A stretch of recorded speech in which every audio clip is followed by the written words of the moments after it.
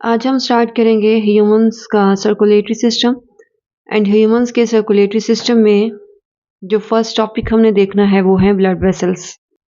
और blood vessels की definition में हम लिख सकते हैं अ tubular structure which carries blood through out the body. Blood vessels की 3 टाइप्स हम डिस्कस करेंगे। फर्स्ट टाइप हम देखेंगे आर्टरी, सेकेंड वेन और थर्ड हम देखेंगे कैपिलरी। इन तीनों टाइप्स को एक्सप्लेन करने से पहले कि इन तीनों ब्लड वेसल्स में डिफरेंस क्या होता है, मैं हार्ट का एक सिंपल स्केच आपको ड्रॉ करवाऊंगी। आल्दो ये स्केच आपने पेपर में ड्रॉ नहीं करना है, जो इसकी अकोरेट फिगर है वो मैं आपको ब्लड वेसल्स कंप्लीट होने के बाद ड्रॉ करवाऊंगी। तो इन ब्लड वेसल्स को एक्सप्लेन करने के लिए जस्ट पहले देखते हैं कि हार्ट में कितने चैम्बर्स होते हैं और उनमें कौन सा ब्लड होता है। तो जब हम हार्ट का स्केच ड्रॉ करेंगे तो उसमें हमने 4 चैम्बर्स ड्रॉ करने हैं। जो अपर साइड पे ये 2 चैम्बर्स हैं इन्हें हम कहते हैं एट्रियम, और इन दोनों चैम्बर्स को हम कहते हैं वेंट्रिकल्स। ये वाले एट्रियम को हम कहते हैं राइट एट्रियम है और ये है लेफ्ट एट्रियम। इसे हम बोलेंगे राइट वेंट्रिकल और ये है लेफ्ट वेंट्रिकल। इन चारों चैम्बर्स के अंदर 2 तरह का ब्लड डिस्ट्रीब्यूट होता है। एक ब्लड को हम कहते हैं ऑक्सीजनेटेड और सेकंड को हम कहते हैं डीऑक्सीजनेटेड। इन दोनों ब्लड्स के अंदर हमने 2 गैसेस हाईलाइट करनी है। अगर तो ऑक्सीजनेटेड ब्लड है तो उसमें ऑक्सीजन की अमाउंट हमने बताना है कि ज़्यादा होती है और कार्बन डाइऑक्साइड की अमाउंट क्या होती है, कम होती है। डीऑक्सीजनेटेड में डी का मीनिंग होता है डेफिशिएंट होना, ऑक्सी मीन्स ऑक्सीजन का। तो ऐसा ब्लड जिसमें ऑक्सीजन कम है और कार्बन डाइऑक्साइड क्या होगी, ज़्यादा होगी, उस ब्लड को हम बोलेंगे डीऑक्सीजनेटेड। ब्लड कब ऑक्सीजनेटेड होता है और कब डीऑक्सीजनेटेड होता है, उसके लिए भी एक सिंप्लीफाइड सा स्केच ड्रॉ करते हैं। सपोज करें ये आपका हार्ट है और ये मौजूद हैं आपकी बॉडी के सेल्स, और इसमें बॉडी के हर वो सेल आ जाएगा जो कि हार्ट के अलावा है, चाहे आपके 4 लिम्स के हैं, हाइंड लिम्स के हैं, फीट हैं, हैंड्स हैं या कोई भी body part, stomach, intestine, liver, कुछ भी, सारे बॉडी पार्ट्स हमने इसमें हाईलाइट कर दिए। बॉडी के हर एक सेल में हमने जब सेल पढ़ रहे थे तो हमने कहा था एक रिएक्शन हो रहा होता है रेस्पिरेशन। रेस्पिरेशन में क्या होता है, फूड को हमने स्प्लिट करना होता है किसकी हेल्प के थ्रू, ऑक्सीजन की हेल्प के थ्रू। और जब फूड स्प्लिट हो जाती है तो हमें एक मॉलिक्यूल बना के देता है ये प्रोसीजर एटीपी, जो कि हमें हर काम के लिए एनर्जी सप्लाई करेगा। इवन हमने लिखना है, बोलना है, चलना है, कोई भी काम करना है तो उसके लिए हमारी बॉडी जो है एनर्जी इस फॉर्म में यूज़ करती है। जो खाना आप खाते हैं उसको इस फॉर्म में कन्वर्ट किया जाता है। जब भी ये एनर्जी यील्डिंग मॉलिक्यूल रेस्पिरेशन के मेथड के थ्रू बन रहा होता है तो ये carbon dioxide gas as a by product बनती है। ये हमें चाहिए तो नहीं होती है लेकिन इस प्रोसीजर में ये लाजमी बनती है और ये हाईली टॉक्सिक होती है। इसको हमने बॉडी के हर एक सेल से क्या करना होता है, रिमूव करना होता है। इट मीन्स कि बॉडी के हर एक सेल को फूड को सप्लिट करने के लिए ऑक्सीजन मुसलसल चाहिए होती है और मुसलसल ये गैस बन रही होती है इस प्रोसीजर के थ्रू जिसमें एनर्जी का मॉलिक्यूल बन रहा होता है। तो हमने सेल को ये वाली गैस देनी होती है और सेल से ये वाली गैस रिमूव करनी होती है। अगर आपने इसको रिमूव ना किया तो ये हाईली टॉक्सिक है, सेल का जो मेटाबॉलिज्म है वो अफेक्ट हो सकता है। और हार्ट के इस साइड पे हम हाईलाइट कर देते हैं लंग्स को। तो आपकी पूरी बॉडी को हमने 3 पार्ट्स में डिवाइड कर दिया है, लंग्स में, हार्ट में और बॉडी के रिमेनिंग सेल्स में। और लंग्स के अंदर क्या मौजूद है, लंग्स के अंदर मौजूद है फ्रेश एयर जो कि हमने इनहेल की है, और फ्रेश एयर में ऑक्सीजन क्या होगी, ज़्यादा, कार्बन डाइऑक्साइड क्या होगी, कम। तो जब भी हार्ट ने पंप करना है और ब्लड बॉडी के सारे ऑर्गन्स को पहुंचाना होता है तो ये जो ब्लड होता है इस ब्लड को हम कहते हैं ऑक्सीजनेटेड है। इट मीन्स कि इसमें ऑक्सीजन क्या है, ज़्यादा, और कार्बन डाइऑक्साइड क्या है, कम। तो जब भी ये ऑक्सीजनेटेड ब्लड बॉडी के सेल्स के पास जाएगा तो अपनी ज़्यादा ऑक्सीजन दे देगा किसको, बॉडी के सेल्स को, और वहां से कार्बन डाइऑक्साइड क्या कर लेगा, पिक कर लेगा, क्योंकि इसके खुद के पास कार्बन डाइऑक्साइड क्या होगी, कम होगी। तो जब ब्लड दोबारा से बॉडी के सेल्स को ऑक्सीजन ट्रांसफ़र करके वापस जाएगा तो उसने ऑलरेडी मौजूद ये वाली कार्बन डाइऑक्साइड भी वहाँ से पिक कर ली है। तो ऐसा ब्लड जिसमें ऑक्सीजन कम हो चुकी है बिकॉज उसने बॉडी के सेल्स को दे दी है और कार्बन डाइऑक्साइड ज़्यादा हो चुकी है, ऐसे ब्लड को हम क्या कहते हैं, ये है डीऑक्सीजनेटेड। अब हार्ट ने ये वाला जो ब्लड पिक किया है डीऑक्सीजनेटेड बॉडी के सेल से, इसको भिजवाएगा लंग्स के पास। लंग्स के पास बिकॉज फ्रेश एयर है तो वहाँ पे ऑक्सीजन क्या है, ज़्यादा है। तो लंग्स अपने ज़्यादा ऑक्सीजन दे देते हैं इस ब्लड को जो कि है डीऑक्सीजनेटेड, और जो ब्लड के पास ज़्यादा कार्बन डाइऑक्साइड होती है वो ले लेते हैं क्योंकि कार्बन डाइऑक्साइड लंग्स में क्या होती है, कम होती है। और ये सारे जो प्रोसीजर हैं ये डिफ्यूजन के थ्रू हो रहे होते हैं। डिफ्यूजन भी आप लोगों ने सेल में पढ़ा था, किसी भी मॉलिक्यूल का मूव करना हाई कंसंट्रेशन के एरिया से लो की तरफ। तो ये ब्लड जो यहाँ पे जा रहा था उसके पास ऑक्सीजन ज़्यादा है, कि ज़्यादा ऑक्सीजन मूव कर जाती है बॉडी के सेल्स की तरफ। बॉडी के सेल्स में कार्बन डाइऑक्साइड ज़्यादा है तो वो स्पॉन्टेनियसली मूव कर जाती है हमारे ब्लड में और ब्लड को कन्वर्ट कर देती है डीऑक्सीजनेटेड। अब हार्ट ने ये वाला ब्लड जो कि डीऑक्सीजनेटेड है भिजवाया किसके पास? लंग्स के पास। इस वाले ब्लड में ऑक्सीजन क्या थी? कम थी। लंग्स में ऑक्सीजन ज़्यादा है तो ज़्यादा से लो की तरफ मूव करेगी ऑक्सीजन, और ब्लड में जब ऑक्सीजन ज़्यादा होनी शुरू हो जाएगी तो ये ब्लड कौन सा बन जाएगा? ऑक्सीजनेटेड। और कार्बन डाइऑक्साइड कहाँ पे ज़्यादा थी? ब्लड के पास। वो मूव कर जाएगी कहाँ पे? लंग्स में, जिसे हम एक्सहेल कर देंगे और सांस के थ्रू बाहर निकाल देंगे। तो ये ब्लड अब जो लंग्स में अपनी गैसेज एक्सचेंज कर चुका है, मीन्स कि लंग्स में से ऑक्सीजन पिक कर चुका है और उसको कार्बन डाइऑक्साइड दे चुका है। ये दोबारा से जाएगा हार्ट के पास और ये ब्लड कौन सा है? ऑक्सीजनेटेड। हार्ट इसको दोबारा से बॉडी के सेल्स की तरफ पंप करेगा। बॉडी के सेल्स में जाके ये ऑक्सीजनेटेड ऑक्सीजन सप्लाई करेगा, कार्बन डाइऑक्साइड को पिक करेगा और इस तरह से ये सारे जो प्रोसीजर है ये रिपीट होते रहते हैं। तो राइट एट्रियम में जो ब्लड होता है वो होता है डीऑक्सीजनेटेड। यही ब्लड जाएगा यहाँ से राइट वेंट्रिकल में, और राइट वेंट्रिकल बिकॉज ये डीऑक्सीजनेटेड है तो इसको बॉडी की तरफ नहीं भिजवाता, इसको भिजवाएगा लंग्स की तरफ और लंग्स में से ये गैसेस को एक्सचेंज करेगा। तो ये वाली ब्लड वेसल जो कि राइट वेंट्रिकल से पिक करके लंग्स के पास लेके जाती है, इसे हम कहते हैं ये है पल्मोनरी आर्टरी। आर्टरी वो ब्लड वेसल होती है जो कि हार्ट से अवे लेके जाती है ब्लड को, और हार्ट से अवे बिकॉज लंग्स के पास लेके जा रही है तो हम इसको बोलेंगे पल्मोनरी आर्टरी। पल्मोनरी का मीनिंग होता है लंग्स से रिलेटेड। ये ब्लड वेसल जो कि पूरी बॉडी से डीऑक्सीजनेटेड पिक कर रही है और इस वाले चैम्बर में पोर करवा रही है, इसे हम कहते हैं ये सिस्टेमिक वेन है। वेन वो ब्लड वेसल है जो कि हार्ट की तरफ ब्लड को पूरी बॉडी से हार्ट की तरफ लेके आएगी, और सिस्टेमिक बिकॉज ये बॉडी के सिस्टम से हार्ट की तरफ लेके आ रही है तो हमने बोला है ये है सिस्टेमिक वेन। जब यहाँ से ब्लड लंग्स के पास जाएगा, वहाँ पे गैसेस को एक्सचेंज करेगा, ये वाला ब्लड अपनी कार्बन डाइऑक्साइड लंग्स को दे देगा, वहाँ से ऑक्सीजन ले लेगा, तो ये ब्लड क्या हो जाएगा? ऑक्सीजनेटेड। तो ऑक्सीजनेटेड को फिर लंग्स में से पिक करके हार्ट के लेफ्ट एट्रियम में पोर करवाया जाता है, और यहाँ पे लिख देते हैं ये है ऑक्सीजनेटेड। और ब्लड वेसल कौन सी है? बिकॉज हार्ट की तरफ आ रही है तो ये वेन होगी, और ये वेन कहाँ से लेके आ रही है? लंग्स में से, तो हम लिखते हैं पल्मोनरी वेन। और यही ऑक्सीजनेटेड लेफ्ट एट्रियम से आएगा लेफ्ट वेंट्रिकल में,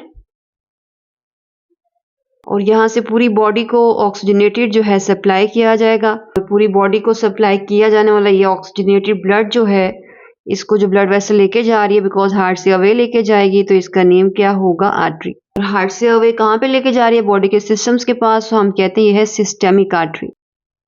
तो यहाँ से ये आर्टरी आगे जाके सप्लीट होगी, बॉडी के हर एक ऑर्गन को, उसके सेल को ऑक्सीजन सप्लाई करेगी, कार्बन डाइऑक्साइड पिक करेगी। पिक करने के बाद दोबारा से गैसेस एक्सचेंज करने के बाद सिस्टेमिक वेन के थ्रू पोर करवाया जाएगा राइट एट्रियम में, और ये कौन सा ब्लड होगा? डीऑक्सीजनेटेड। आगे जाके ये आर्टरी मजीद ब्रांचेस में डिवाइड होती है। सारी आर्टरीज में ब्लड कौन सा होगा? ऑक्सीजनेटेड। जस्ट ये एक आर्टरी जो कि लंग्स के पास जा रही है, उसके पास ब्लड कौन सा था? डीऑक्सीजनेटेड। तो इसलिए आर्टरी की डेफिनेशन हम लिखते हैं blood vessel which carries oxygenated blood accept pulmonary artery. और यहाँ पे हम मल्टीपल वेन्स ड्रॉ करेंगे जो कि बॉडी के सिस्टम से पिक करेंगी ब्लड को, इस वाले चैम्बर में पोर करेंगी, और वो सारा जो ब्लड होगा वो कौन सा होगा? डीऑक्सीजनेटेड। वाइल ये वेन जो कि आ रही है लंग्स में से, इसके पास कौन सा था? ऑक्सीजनेटेड। तो डेफिनेशन लिखते हैं blood vessel which carries deoxygenated blood accept pulmonary vein. Veins हमें स्किन की सरफेस पे नजर आती हैं, जितनी भी ब्लड वेसल आप अपनी स्किन पे देख सकते हो वो वेन्स हैं।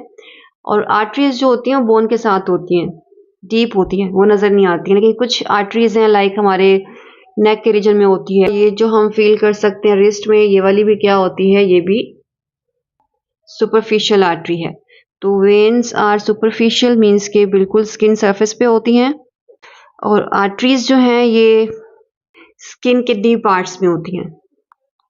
कुछ जो कि सुपरफिशियल हैं वो लिख देते हैं, रिस्ट के रीजन में और नेक के रीजन में ये हैं सुपरफिशियल। इन्हें हम फील कर सकते हैं, जिसके थ्रू हम पल्स फील करते हैं। और जब हार्ट ब्लड को पंप करता है तो उसका प्रेशर बहुत ज़्यादा होता है, इसलिए उसके बैकवर्ड फ्लो करने के चांसेस नहीं होते हैं।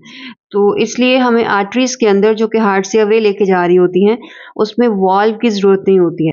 लेकिन जब ब्लड फ्लो करते-करते आर्टरी से फिर यहाँ पे एक्सचेंज करने के टाइम पे दोबारा वापस आएगा, तो एक तो उसकी स्पीड स्लो हो जाएगी, और क्योंकि हार्ट जो है ये बॉडी की अपर साइड पे होता है, तो ग्रेविटी के अगेंस्ट उसको ऊपर आना है, तो इसलिए वो बैकवर्ड फ्लो ना हो जाए, इसलिए वेन्स के अंदर वाल्व रखा जाता है।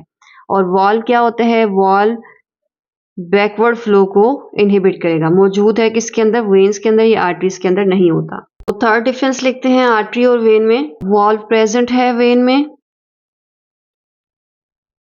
और इसमें क्या होगा? एब्सेंट। आर्टरीज का जो ल्यूमन होता है, जो इनर साइड होती है, वो क्या होती है? छोटी होती है, तो हम लिखते हैं वो होती है कंस्ट्रिक्टेड। और इसकी ल्यूमन क्या होती है? अंदर जो खाली जगह है ट्यूब की, वो बड़ी होती है, तो हम लिख देते हैं वाइड है। आर्टरी और वेन्स की वॉल को अगर हम ड्रॉ करें, तो ये मैंने इनर साइड पे ल्यूमन इसका दिखा दिया, बहुत थिन सा आपको नजर आ रहा है। ये आपको एक वाइड सा ल्यूमन नजर आ रहा है वेन का। ये जो पहली लेयर वॉल के अंदर सबसे इनर साइड पे होती है, इसे हम कहते हैं एंडोथीलियम है। और ये एंडोथेलियम जो लेयर होती है, ये सिंपल स्क्वैमस टिश्यूज की बनी होती है। सिंपल स्क्वैमस टिश्यूज मैंने काफी डिटेल के साथ आपको टिश्यूज के चैप्टर में बताया हुआ है। फ्लैट शेप के सेल्स की एक सिंगल लेयर होती है और बहुत थिन सी होती है। एंडोथेलियम के आउटर साइड पे इलास्टिन फाइबर्स की बनी हुई एक लेयर होती है, थिक होती है आर्टरीज की वॉल में, और बहुत थिन सी होती है वेन्स की वॉल में। और इलास्टिन फाइबर्स भी आप लोगों ने टिश्यूज के चैप्टर में पढ़ा होगा कि ये हाईली फ्लेक्सिबल होते हैं और फ्लेक्सिबिलिटी प्रोवाइड करते हैं। इट मीन्स कि अगर ये ज़्यादा मौजूद हैं आर्टरीज में, तो आर्टरीज की फ्लेक्सिबिलिटी इस इलास्टिन की वजह से क्या होगी? ज़्यादा होगी एज कंपेयर टू वेन। और इन दोनों को कलेक्टिवली हम कहते हैं कि ये हैं आर्टरीज और वेन्स की ट्यूनिका इंटरना, सबसे इनर साइड वाली लेयर। ट्यूनिका इंटरना की आउटर साइड पे एक थिक सा कवर मौजूद होता है मसल्स का बना हुआ आर्टरीज में, और एक थिन सा कवर वेन में।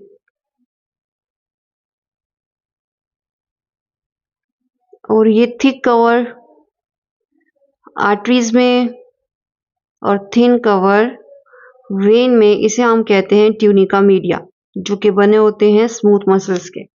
So this one is second layer from inner side tunica media. और ये भी क्या है? Tunica media. आउटर एंड जो लास्ट लेयर होती है स्ट्रक्चर में, वो थिन होती है आर्टरीज में और थिक होती है वेन में। और ये सबसे आउटर कवर जो ब्लड वेसल्स में होगा, इसे हम बोलेंगे tunica externa. So this one is tunica externa, और ये भी है वेन का ट्यूनिका एक्सटर्ना। और ट्यूनिका एक्सटर्ना जो कि सबसे आउटर लेयर है, इसमें बहुत ज़्यादा अमाउंट में कोलेजन फाइबर्स होते हैं, जो कि वाइट फाइबर आपने पढ़ा था, और स्ट्रेंथ प्रोवाइड करते हैं आर्टरीज को भी और वेन को भी। तो दोनों की ट्यूनिका एक्सटर्ना के अंदर मौजूद हैं बहुत ज़्यादा अमाउंट में कोलेजन फाइबर्स, जो कि स्ट्रेंथ प्रोवाइड करेंगे हमारी ब्लड वेसल्स को। आर्टरीज का कलर हमें नज़र आता है ब्राइट रेड, क्योंकि इसमें होता है ऑक्सीजनेटेड ब्लड, और वेन्स में होता है डीऑक्सीजनेटेड, इसलिए इसका जो कलर है वो हमें डीप रेड या फिर हम लिखते हैं ब्लूइश नजर आता है। कैपिलरीज में ओनली ये लिख दें कि ये वन सेल्ड थिक होती हैं, और ये क्या करवाती हैं? एक्सचेंज कराती हैं। क्योंकि आर्टरी और वेन की जो वॉल होती है वो बहुत थिक होती है, तो वहाँ से न्यूट्रिएंट्स निकल के बाहर नहीं जा सकते हैं। तो ब्लड ने जो भी चीज़ बॉडी के जिस पार्ट के अंदर सप्लाई करनी होती है, वहाँ पे सप्लाई करने के लिए ये अपनी ब्लड वेसल्स को, लाइक ये वाली आर्टरी है अगर, तो अगर मैं यहाँ पे ड्रॉ करके दिखा दूँ, आर्टरी को सेपरेट करवाएगा इस तरह की स्मॉलर ट्यूब्स में, जो कि थिन होती हैं, पतली होती हैं, और वहाँ से न्यूट्रिएंट्स जो हैं बाहर टिश्यूज़ के पास एक्सचेंज हो सकते हैं, और यहाँ का वेस्ट भी ब्लड के अंदर एंटर हो सकता है। तो जैसे ही जो भी चीज़ देनी है ब्लड ने वो दे लेता है, और जो पिक करनी है वो पिक कर लेता है, फिर दोबारा से ज्वाइन होता है और एक थिक वॉल ये वाली वेन बना देता है। तो सबसे पतली जो ब्लड वेसल्स हैं हमने 1 सेल थिक लिखा है और इसमें कौन से टिश्यूज हैं, इसमें ओनली इसकी वॉल के अंदर मौजूद होते हैं सिंपल स्क्वैमस टिश्यूज जो कि सबसे थिन होते हैं। तो exchange of nutrients and gases जो है वो पॉसिबल है ओनली कैपिलरीज के थ्रू बिकॉज ये पतली सी होती हैं और ये एक्सचेंज पॉसिबल नहीं हो सकता है आर्टरी और वेन के थ्रू। आर्टरी और वेन जस्ट क्या करेंगी, ट्रांसपोर्ट करेंगी जो भी चीज़ उसने पिक की है, फिर उसको एक्सचेंज करेंगी कैपिलरीज। टोटल हम ब्लड वेसल्स की कौन कौन सी टर्म्स यूज़ करते हैं, उसमें से जब हार्ट से फर्स्ट ब्लड वेसल पिक करती है ब्लड को उसे हम कहते हैं एओर्टा। फिर ये एओर्टा बॉडी के हर एक ऑर्गन में जाके स्प्लिट होती है। लाइक अगर ये एओर्टा निकली है ऑक्सीजनेटेड ब्लड लेके हार्ट में से और इसमें से कुछ जो हैं ब्लड वेसल स्प्लिट होती हैं, कुछ जाती हैं किडनीज के पास, कुछ जाती हैं स्टमक के पास ऑक्सीजन सप्लाई करने, न्यूट्रिएंट सप्लाई करने। तो जो स्प्लिट होती हैं एओर्टा से उसे हम कहते हैं आर्टरी। फिर यही आर्टरीज मजीद स्प्लिट होती हैं बॉडी के ऑर्गन के अंदर जाके और बॉडी के ऑर्गन के हर एक एरिया को ऑक्सीजन सप्लाई करती हैं। तो आर्टरीज के स्प्लिटिंग के बाद जो ब्लड वेसल मिलती है उसे हम कहते हैं आर्टेरियोल। आर्टेरियोल फिर स्प्लिट होती हैं कैपिलरीज में। कैपिलरीज से एक्सचेंज होने के बाद जो पहली वेन ऑर्गन के अंदर कंबाइन होकर बनती है उसे हम कहते हैं वेन्यूल, स्मॉलर साइज की। वेन्यूल्स कंबाइन करते हैं और बनाते हैं लार्जर साइज की वेन को। फिर सारी वेन्स हर एक ऑर्गन से कंबाइन होके एक बड़े साइज का बनाती हैं ब्लड वेसल जिसे हम कहते हैं वेना केवा, जो कि डीऑक्सीजनेटेड ब्लड को पोर करने वाला है हार्ट के अंदर। ब्लड वेसल्स के सब टाइप्स के अंदर, उनकी डेफिनेशंस के अंदर, करैक्टर्स के अंदर आपको कोई डाउट हो तो आप मेरे से डिस्कस कर लीजिएगा। नेक्स्ट इंशाल्लाह हम देखेंगे कि हार्ट के स्ट्रक्चर में ये जो 4 चैम्बर्स हैं ये किस तरह से हमने ड्रॉ करने हैं और मज़ीद कौन कौन से स्ट्रक्चर्स होते हैं हार्ट की एनाटॉमी में।